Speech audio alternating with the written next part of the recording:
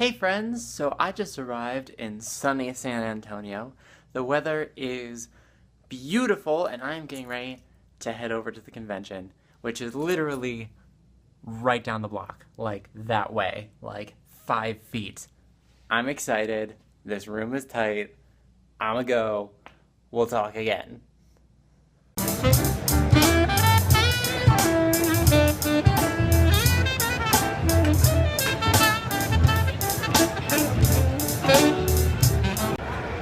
Which one of our Discord characters has no friends? Do not shout the answer, raise your hand. This Discord character has no friends. No, kind of can't answer. Well friends, I've pretty much wrapped it up for the first day of PAX South. It was fun. It was awesome. I got to see some old friends. I got to meet some cool peeps. And I got to sit in on a really fun panel about T&D. And listen to some sweet, soulful jazz tunes, which you probably heard earlier in a clip that I probably edited into this video. Anyway, good times were had, and more good times will follow tomorrow. And maybe next time I'll actually record some good stuff. So, looking forward to that. Hopefully, probably, I don't know. Anyway, I'll talk to you guys later. Do you guys know that?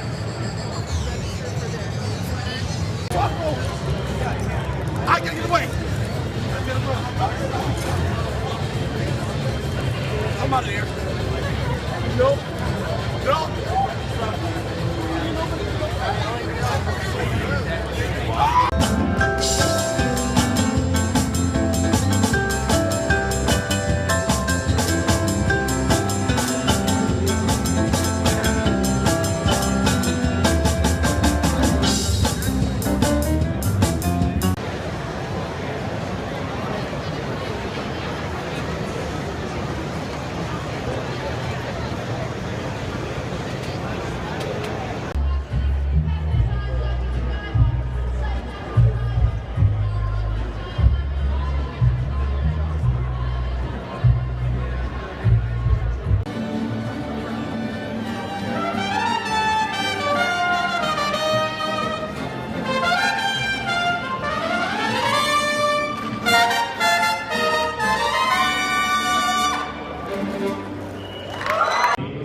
There we go.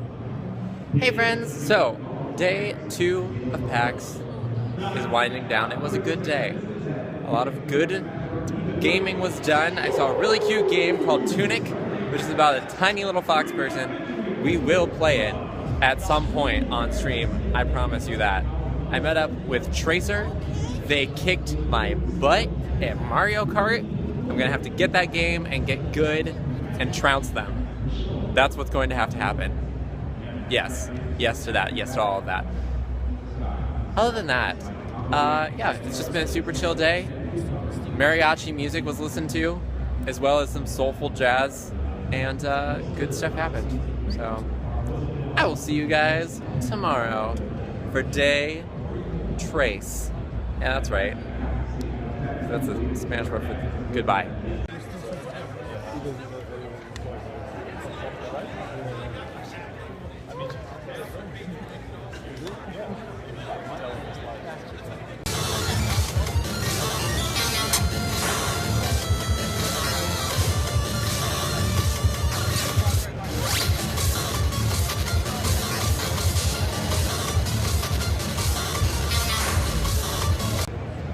Hey friends, it is the last day of PAX South, and so I am walking around, getting a whole bunch of things, making a whole bunch of purchases, playing a whole bunch of games, as many as I can before I have to leave, and I have to leave kind of early today, so check my luggage at the bag check, and I am just going to chill for the day.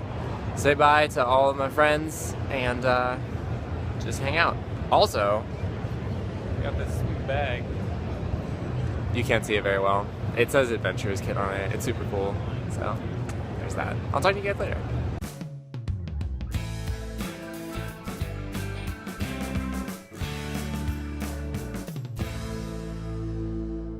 Hey friends, Janky here, and welcome back to another episode of Hanging with Janky. Hope you guys liked the little intro today.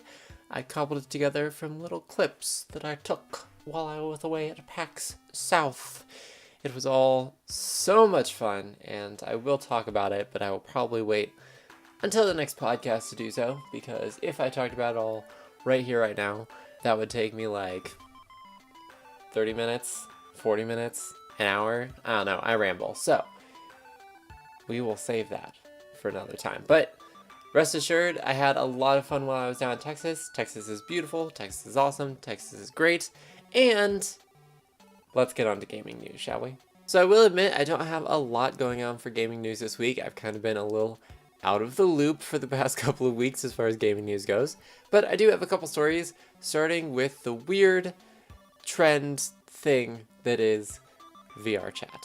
So some of you out there may be asking, what is VR chat? Well, VR chat is this weird thing for people who have virtual reality, but also you can just play it in like, you know, regular computer mode apparently.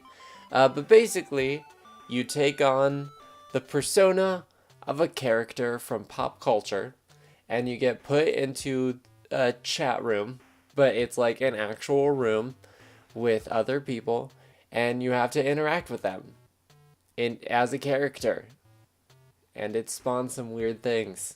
We actually talked about it on the podcast last week too, particularly one meme that has spawned out of VR chat, which is Ugandan Knuckles, which is this really like bloated, bug-eyed version of Knuckles. It's like the Knuckles that was already a meme on the internet, and then someone like took it a step further in VR chat, and like Dawei became the thing. And I actually even saw someone cosplaying as Ugandan Knuckles at PAX South, so props to that person for making that costume so quickly, because it really hasn't been a thing for that long. And there are some streamers out there who will do like VR chat streams, and they can be pretty funny. I know that Strippin does them, and also Rubber Ross from Game Grumps does them. And I've watched a couple, and I've kind of been like, alright, I can see how this could lead to some funny situations, but mostly it seems like the situations are really awkward and uncomfortable. At least I would probably find them awkward and uncomfortable, which is why I stay away from VR chat. But if you haven't checked it out for yourself yet, I would recommend going and checking out one of those streams sometimes, just so you could see what it's about. Because it's strange, and no one like explained it to me whenever I first heard it, so I was like, I'm just going to look it up. It's one of those things where you just have to watch it. You just have to watch it to get a sense of it. So go watch VR chat, then turn it off, and maybe take like a 15-minute scalding hot shower. And then you'll be good. In other news, let's talk about Nintendo's latest announcement, the Nintendo Labo. So a lot of people out there are super jazzed for the Nintendo Labo. Honestly, I wasn't sure how to feel about it whenever I saw its release trailer. I was kind of like, alright, that's cool. Everything's made of cardboard. That kind of tends to fall apart pretty easily. Also, you show a lot of different things, but also, is it like disassemblable? Or do you just get a whole bunch of cardboard pieces? I had a lot of questions. So, I looked up more information, because that's what you should do when you have questions. So here is what I have found in my research on the Nintendo Labo. It comes in 2 possible packs, which it actually showed during the release trailer, so that's not really news. You could either get the Variety Pack, which will be $69.99, or the Robot Pack, which will be $79.99. And they'll be releasing here in the US on 4/20. Also, the Variety Pack actually comes with 25 different sheets of cardboard, so you can make each one of what Nintendo are calling Toy-Cons, which are the little builds you can make, and then it also comes with, I assume, a game cartridge that has the software so you can actually play with your creations once you've made them. After I let the whole concept sink in for a while, I was like, that is really cool, right? Even though it is made of like cardboard and string and stuff, I mean, that's what a lot of kids play with growing up. That's what I played with. God, my sister and I used to make those like really intricate, like stupidly intricate domino chains, and we would just use like baskets and strings and spools of thread to like use as pulley systems. And yeah, no, we did all sorts of ridiculous things with simple materials. So yeah, it's really cool, right? Because it's sort of encouraging the next generation of potential engineers and things like that by, you know, introducing them through these cool little things that they can make and then play with. And that's really awesome. I guess the only question I still have left is, I'm still a little unclear as to how exactly the Joy-Cons plug into these things that you make, that it actually makes them like run and work. Some of them kind of look like motion controls, but also some of them look like you're actually sending signals to the Joy-Con and it's making things move. But I'm unclear how that works, particularly with like the robot and stuff, because there's like a little like rover that you can make and then send signals to, and you can make it like turn and move. But I'm not quite sure how that works.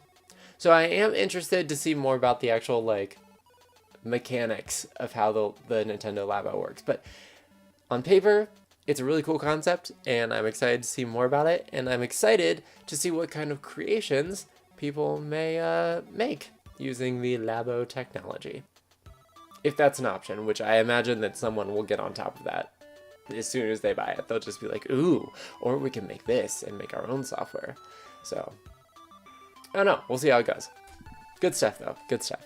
And that's pretty much all I got this week for Hanging with Janky. So thank you all again so much for joining me for another week.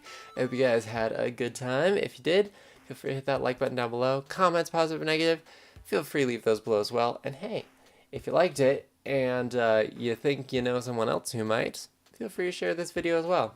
More than anything, I hope you have a lovely day, evening, or whenever you happen to be watching. Thank you so much for watching, and until the next time, this is Janky Shenanigans, signing out.